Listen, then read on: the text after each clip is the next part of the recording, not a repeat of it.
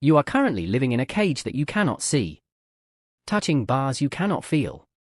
Obeying a master you have never met. Every choice you make, every relationship you enter, every reaction you have, controlled by invisible laws you never agreed to follow. You believe your choices are your own. You believe that if you work hard, stay honest, and treat people with kindness, the world will reward you. You believe that good intentions create good outcomes. But look around you.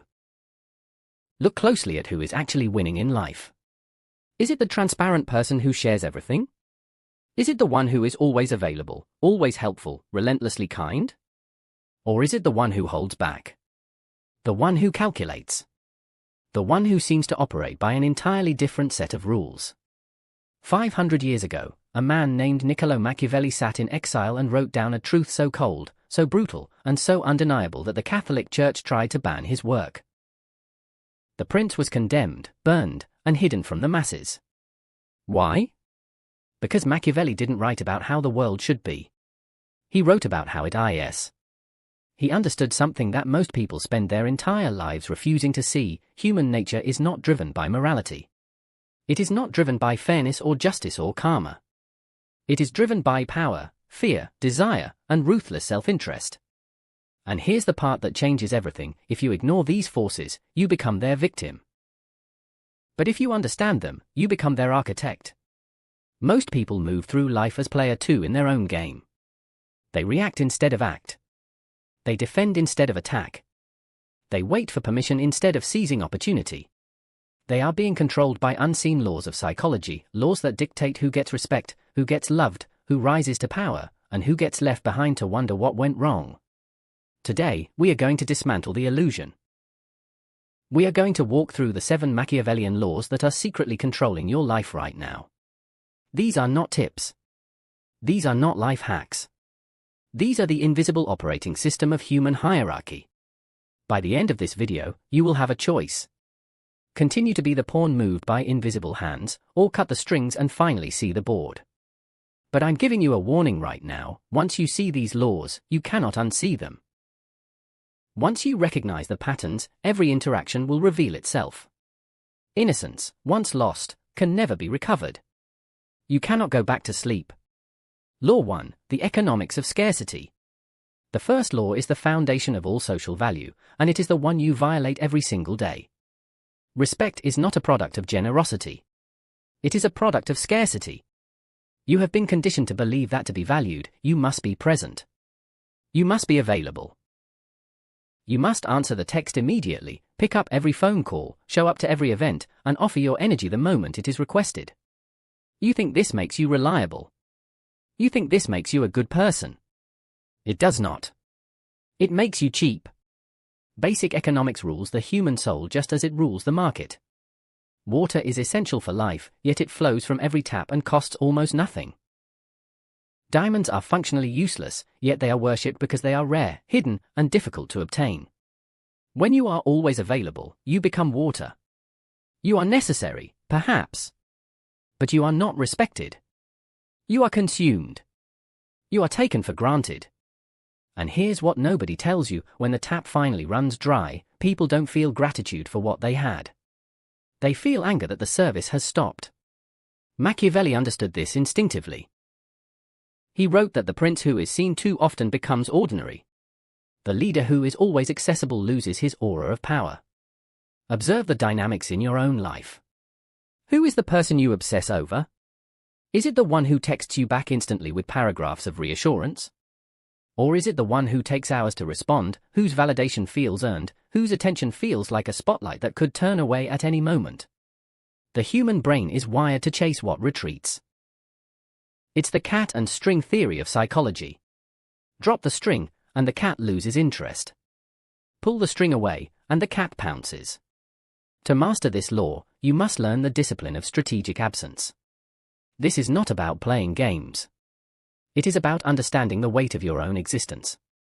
You must stop distributing yourself like free flyers on a street corner. You must start rationing your presence like gold. This means you do not explain everything. You do not show up to every event. You do not answer every call. You create a void. When you withdraw, nature abhors a vacuum. people will rush to fill that space with their attention, their curiosity, their desire. When you are silent, they wonder what you're thinking. When you are absent, they wonder where you are. In that wondering, they create a fantasy of you that is infinitely more powerful than the reality of you sitting on the couch, readily available, waiting to be used. Start today. Withdraw 20% of your availability. Watch how the room leans in. Watch how the messages change from casual to urgent. You are not being cruel. You are teaching people the value of what you offer by showing them the possibility of its loss. Law 2, never be the hero, be the necessity. The second law explains why good people get discarded. Most people try to be loved. They try to be the hero who saves the day. They give, they fix, they heal, they rescue. And then, once the person is saved, once the crisis is over, the hero is forgotten. Why? Because the hero is no longer needed. Machiavelli wrote, "A wise prince will seek a means by which his subjects will always and in every possible condition of things have need of his government." Translation, do not build relationships based on affection. Build relationships based on dependence. This sounds cold. It is. But look at reality. The employee who is loved but replaceable is the first one fired when budget cuts happen. The partner who is sweet but offers no security, no direction, no strength, they are the first to be betrayed when someone more essential appears. Safety is not found in being liked. Safety is found in being essential. If you want to be untouchable, you must position yourself so that your removal causes pain.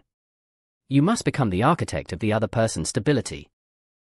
In your career, do not just do your job well. Hoard a specific skill that only you possess. Own the relationship with the key client. Hold the password to the system.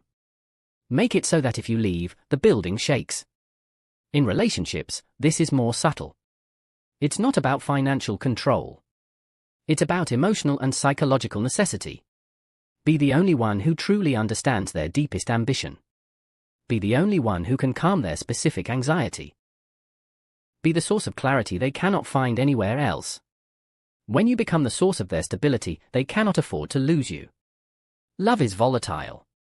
It changes with mood, with circumstance, with the wind. But need? Need is primal. Need is permanent. A person will leave someone they love for someone they need. But they will rarely leave someone they need for someone they simply love. Stop trying to convince people you are a good person. Good people are disposable. Convince them through your actions, your competence, and your unique understanding that you are the oxygen in the room. Once you establish dependence, you no longer have to beg for respect. It is given to you as a form of tribute, a tax paid to ensure you do not withdraw your support. This is the difference between being an accessory and being a necessity. Accessories are swapped. Necessities are guarded. Law 3, the fog of war. The third law is where most honest people destroy themselves. You have been taught that honesty is the best policy. You've been told to communicate, to share your goals, to announce your plans to the world. I'm going to start a business. I'm going to lose 20 pounds. I'm going to leave this relationship. And what happens? The business fails. The weight stays on. The relationship drags on for another 2 years. Why? Because you gave away your power. A declared intention is a weapon you have handed to your enemy. When you reveal your plans, you do 3 things that weaken you catastrophically. First, you trigger the premature dopamine reward. Psychology shows that when you announce a goal and people say, "Wow, good for you," your brain releases dopamine as if you had already achieved it. You lose the hunger. You lose the drive. You become satisfied by the applause for the announcement rather than the achievement itself. Second, you invite resistance. The moment you announce you're going to change, everyone around you becomes invested in you staying exactly the same. Your friends will offer you drinks when you're trying to quit. Your family will doubt your business idea. Your partner will subtly sabotage your growth because your change threatens the dynamic they are comfortable with. People do not want you to change. They want you to stay predictable. Third, you give your enemies time to prepare. Robert Greene writes extensively about this in the 48 Laws of Power. When you broadcast your strategy, you allow others to adjust, to block you, to steal your idea and execute it faster. Silence is not secrecy. Silence is strategic invisibility.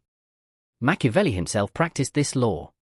He wrote The Prince in secret, and it wasn't published until after his death. He understood that certain truths could not be spoken in the open without consequences. Here's how you apply this. Stop announcing your plans. Stop posting your goals. Work in the dark.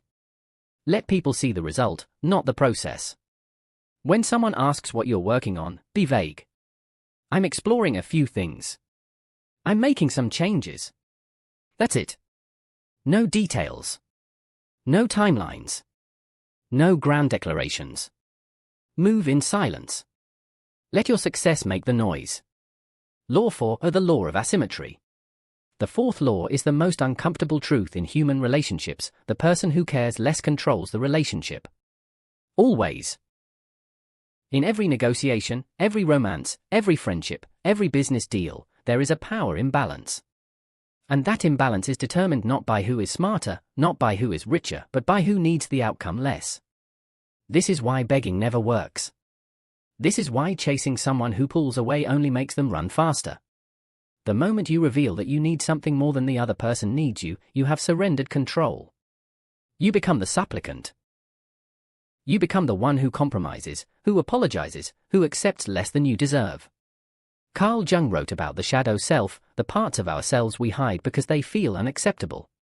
But one of those hidden truths is this: you must be willing to walk away from anything that diminishes you. And you must mean it. Not as a bluff. Not as manipulation. But as a genuine boundary. When you develop the ability to walk away, everything changes. Your partner stops taking you for granted because they sense you are no longer captive. Your employer pays you more because they fear losing you. Your friends respect your time because they know you will not tolerate disrespect. But here's the catch: you cannot fake this.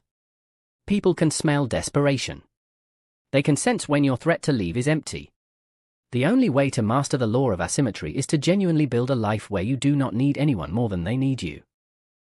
This requires options. This requires self-sufficiency. This requires a brutal, honest evaluation of your dependencies and the systematic elimination of them. Nietzsche said, "The lonely one offers his hand too quickly to whomever he encounters." Your loneliness is your weakness. Your neediness is your cage. The moment you can say, "I want you, but I do not need you," you have won. Until then, you are playing from a position of weakness, and weakness invites exploitation. Law 5. Cut clean, cut fast. The fifth law is about the nature of endings. When something must end, a relationship, a partnership, an employment arrangement, most people delay. They drag it out. They try to be kind. They give second chances, third chances, 10th chances. They hope the situation will somehow resolve itself. This is not kindness. This is cowardice. And it creates more suffering, not less. Machiavelli wrote, "Men ought either to be indulged or utterly destroyed, because they take revenge for slight offences but cannot do so for grave ones. Hence, the injury we do a man should be such that we need not fear his revenge." Translation: half measures create enemies. When you fire someone, do not soften the blow with vague hope of future work. Cut them completely. When you end a relationship, do not leave the door open to be friends. Close it. When you remove someone from your life, remove them entirely. Why? Because partial endings create confusion. They give the other person false hope. They allow resentment to fester. The person you half-fired will spend months thinking they can prove themselves worthy. The ex you'd stay friends with will spend years hoping you'll come back. You think you are being kind by softening the blow. You are actually prolonging their suffering. Cruelty through clarity is kinder than torture through ambiguity. When you cut, cut once. Cut deep. Cut clean. Do not return to the wound to check if it's healing. Do not send a thinking of you texts. Do not like their social media posts. Disappear completely. This feels brutal. It is. But observe nature. A tree does not slowly release a dead branch. It cuts off the nutrient supply, and the branch dies. A body does not negotiate with a cancer. It kills it completely or it dies. You are not a villain for removing toxic elements from your life. You are a surgeon. And a surgeon who hesitates creates more damage than one who cuts decisively. Law 6, the law of spectacle. The sixth law is the one that most authentic people refuse to accept. Perception is reality. You can be the most competent person in the room, but if you look weak, you are weak. You can be brilliant, but if you present yourself as boring, you will be dismissed. Image is not superficial. Image is survival. Robert Greene's Law 6 from the 48 Laws of Power states, court attention at all costs. Everything is judged by appearance. What is unseen counts for nothing. Never let yourself be lost in the crowd or buried in oblivion. Stand out. Be conspicuous. At all costs. This doesn't mean being loud. It means being deliberate about how you are perceived. Machiavelli understood that the prince must appear merciful, faithful, humane, and religious, even if he is none of those things.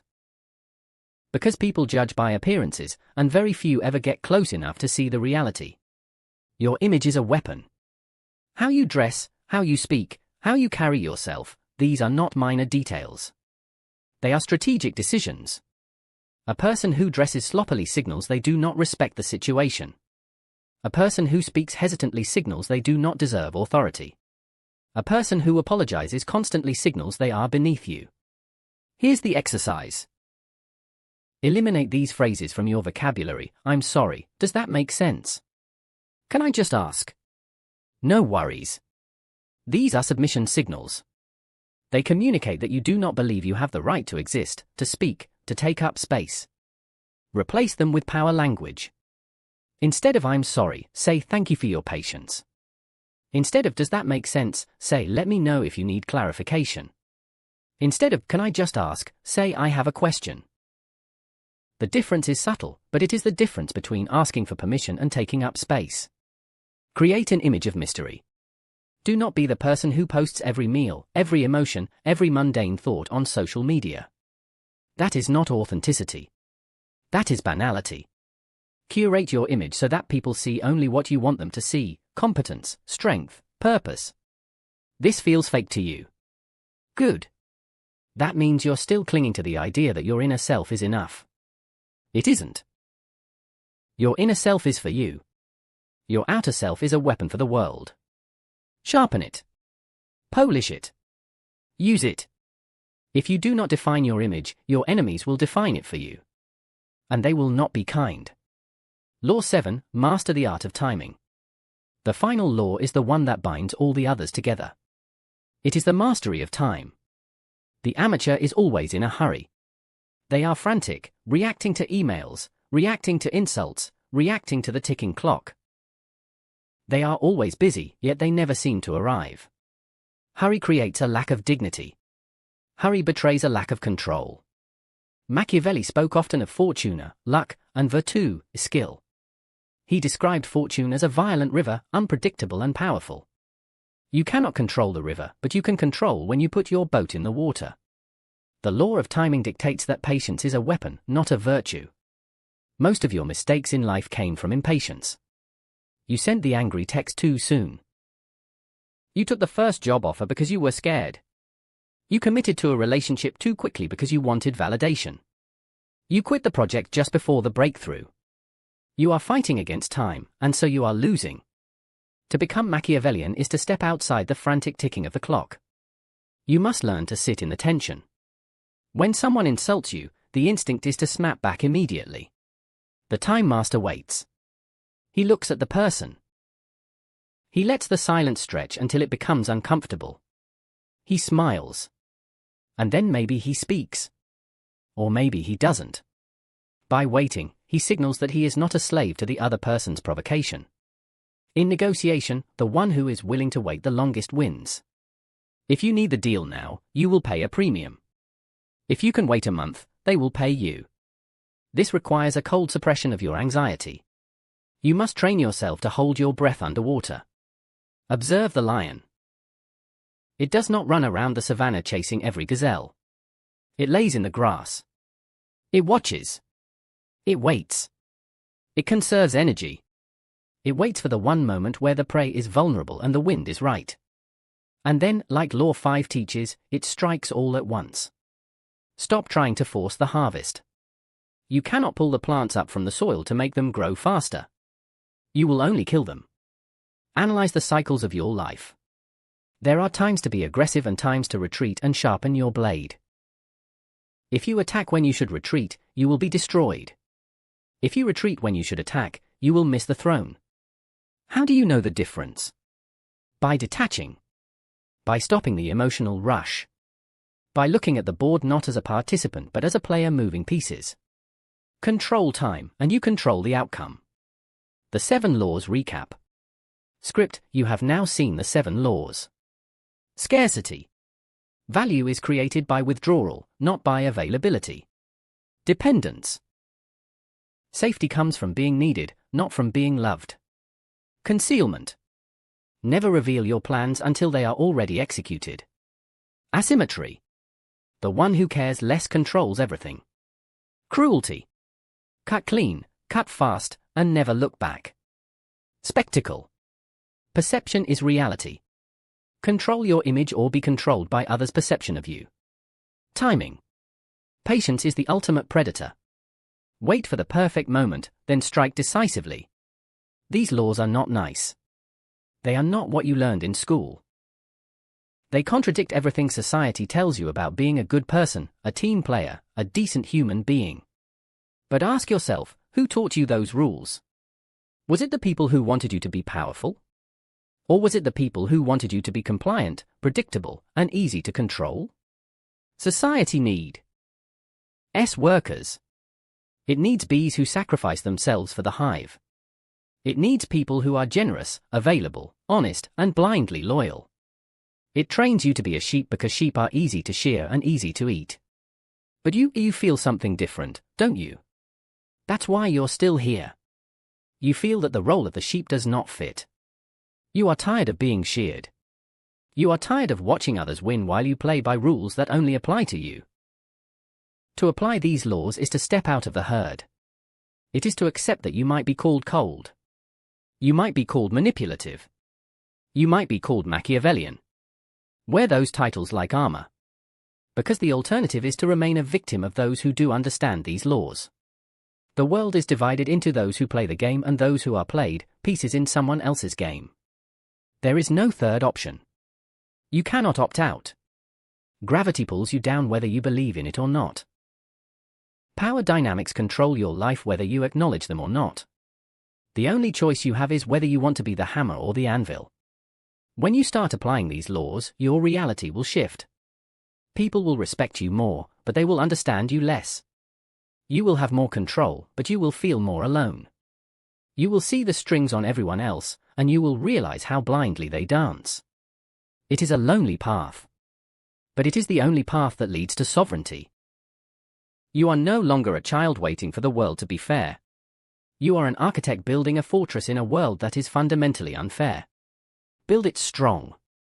Build it silent. And let them break themselves against your walls. But understand this, knowing the laws is not enough. Information without execution is just mental entertainment. You can nod your head at this video, feel a surge of power, and then go back to texting back too fast, oversharing your plans, and begging for validation. If you do that, you are worse than ignorant.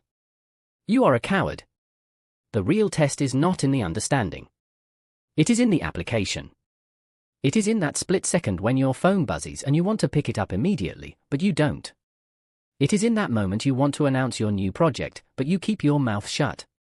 It is in that moment you want to apologize for existing, but you stand firm. That is where the war is won. In the silence. In the restraint. In the dark.